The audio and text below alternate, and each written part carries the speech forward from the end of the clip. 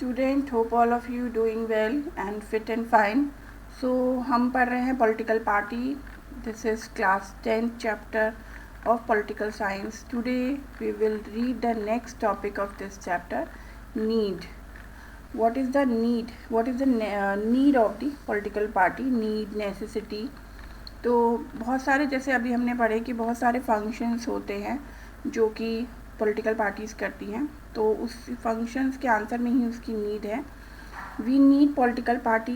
Political party are needed because they perform variety of function.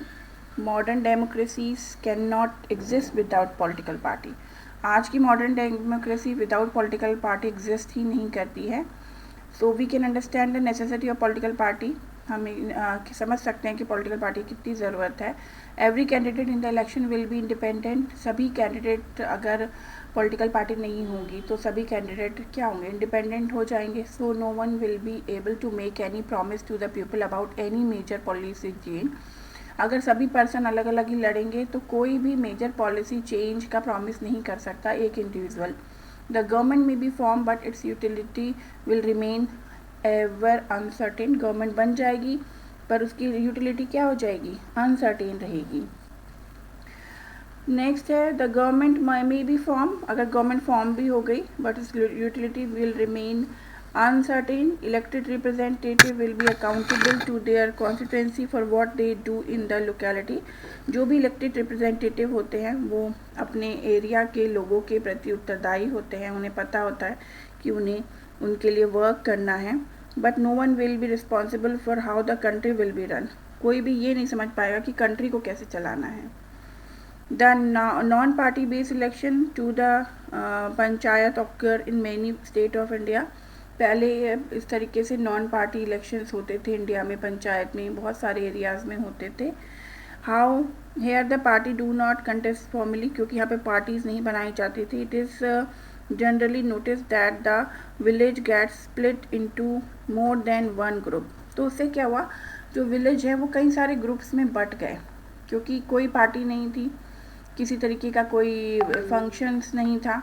तो village जो है वो कई सारे ग्रुप्स में बट गए. इट इज़ जनरली नोटिस, इसकी वजह से each of which part is the panel of a candidate. This create need for the political party. इसलिए पॉलिटिकल पार्टी की नीड जो है वो बहुत ज़रूरी है और इसलिए हमें आवश्यकता भी है. नेक्स्ट है the rise of political party is directly link to the emergence of representative democracy. जब पॉलिटिकल पार्टी का राइज हुआ तभी रिप्रेजेंटेटिव डेमोक्रेसी जो है वो भी आई, क्योंकि हम अपने रिप्रेजेंटेटिव चुनते हैं, वो गवर्नमेंट बनाते हैं. As society because large and complex they needed some agency to gather different view on various issues and to present these to the government. क्योंकि बहुत सारा जो हमारा सोसाइटी वो बहुत बड़ी है, कॉम्प्लेक्स है, तो हमें एक ऐसा इंस्टीट्यूशन चाहिए, एक ऐसा वर्किंग ऑफ ग्रुप चाहिए जो कि गवर्नमेंट बना सके. Society needed a mechanism to support to restrain the government. एक ऐसा सोसाइटी को एक ऐसा मैकेनिज्म चाहिए जो गवर्नमेंट को रिस्टेन करे, उसको सपोर्ट करे, पॉलिसीज़ बनाए, जस्टिफाई और अपोज भी करे. सो political party fulfil these need of every representative government. और पॉलिटिकल पार्टी ही इसी नीड को पूरा करती हैं एक रिप्रेजेंटेटिव डेमोक्रेसी में. नेक्स्ट हम पढ़ेंगे how many party should we have. हमारे कंट्री में कितनी पार्टी होनी चाहिए, कितनी पार्टी है. In a democracy any group of citizen is free to form a party. Democratic government में कोई भी सिटीजन फ्री होता है कि वो किसी भी पार्टी का पार्ट हो सकता है या पार्टी बना सकता है. In this formal sense there are large number of political party in each country. इसकी वजह से किसी भी कंट्री में बहुत सारी पॉलिटिकल पार्टीज़ होती हैं, right. More than 750 parties are registered with the Election Commission of India. Election Commission of India में लगभग 750 जो पॉलिटिकल पार्टीज़ हैं वो रजिस्टर्ड हैं हमारे कंट्री में. But not all these party are serious contender in the election. पर जितनी भी पार्टी है वो ज़रूरी नहीं है कि सभी एक अपोजिशन है, सभी एक जिसे कहते हैं प्रतिनिधित्व दे रही हैं. Usually only a handful of parties are effectively in the race to win election and form the government. आप भी जानते होंगे कि आप कुछ ही पार्टियों के नेम अगर मैं पूछूँ तो आपको पता होगा तो इससे पता चलता है कि कुछ ही पार्टीज़ हैं जो इफेक्टिवली गवर्नमेंट बनाने की रेस में काम कर रही हैं. So the question then is how many major और effective party good for a democracy. तो कितनी पार्टी होनी चाहिए. In some countries only one party is allowed to control and run the government. कुछ कंट्रीज़ ऐसे हैं जहाँ पे सिर्फ एक ही पार्टी को गवर्नमेंट बनाने और कंट्रोल करने का राइट दिया जाता है. These are called one party system. तो वन पार्टी सिस्टम क्या हो गया, where only one party is allowed to control and run the government, that is one party system. यानी एक ही राजनीतिक दल होता है वहाँ पे जो पार्टी बनाता है. जैसे 9th में हमने पढ़ा था चाइना के बारे में कि वहाँ पे कम्युनिस्ट पार्टी को ही अलाउ किया गया है रूल करने के लिए. Although legally speaking people are free to form political party, it does not happen because the electoral system does not permit free competition for power. हालांकि हमें पता है कि पीपल जो हैं वो फ्री हैं पॉलिटिकल पार्टी में आने को, लेकिन फिर भी इलेक्टोरल सिस्टम जो है वो सबको फ्री कंपटीशन नहीं देता है. We can not consider one party as a good option because this is not a democratic option. हम वन पार्टी सिस्टम को एक डेमोक्रेटिक फंक्शन नहीं कहेंगे क्योंकि लोगों के पास चॉइस ही नहीं है दूसरी पार्टी को वोट देने के लिए. Any democratic system must allow it at least two parties to compete in election and provide a fair chance for competing parties to come to power. किसी भी डेमोक्रेटिक सिस्टम में कम से कम दो पार्टी को अलाउ करना चाहिए कि वो इलेक्शन में कम्पीट करे और लोगों को फेयर चांस मिलता है कि वो उन दोनों में से अपनी पसंद की पार्टी को वोट दे. Right. In some country power usually change between two main party. किसी किसी कंट्री में पावर जो है दो पार्टियों के बीच बदली जाती है. Several other parties may exist, contest election and win a few seats in the national legislature.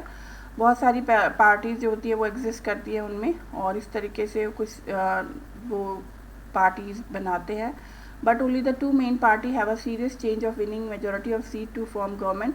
पर जब दो पार्टीज होती है तो उनमें मेजोरिटी ऑफ सीट गेन करने का बहुत ही ज़्यादा उन पर इफेक्ट होता है, प्रभाव रहता है. Such a party system is called two party system. जहाँ पे दो ही पार्टी इलेक्शन कंटेस्ट करती हैं उन्हें टू पार्टी सिस्टम कहते हैं. यूनाइटेड स्टेट ऑफ अमेरिका और यूनाइटेड किंगडम जो हैं वो टू पार्टी सिस्टम के एग्जाम्पल हैं. इसको आप ध्यान रखेंगे.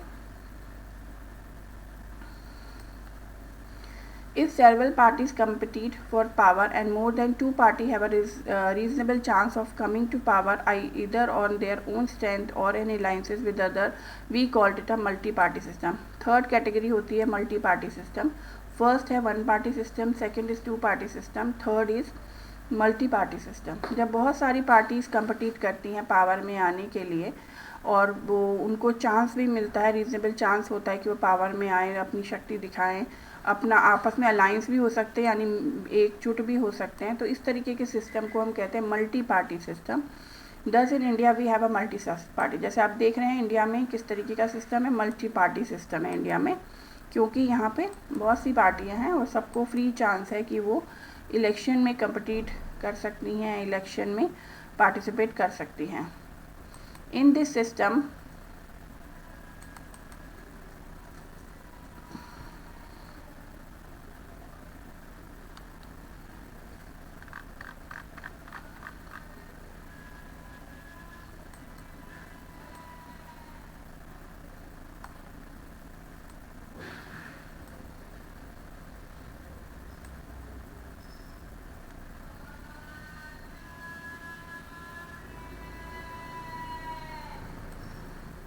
In this system, the government is formed by various parties coming together in a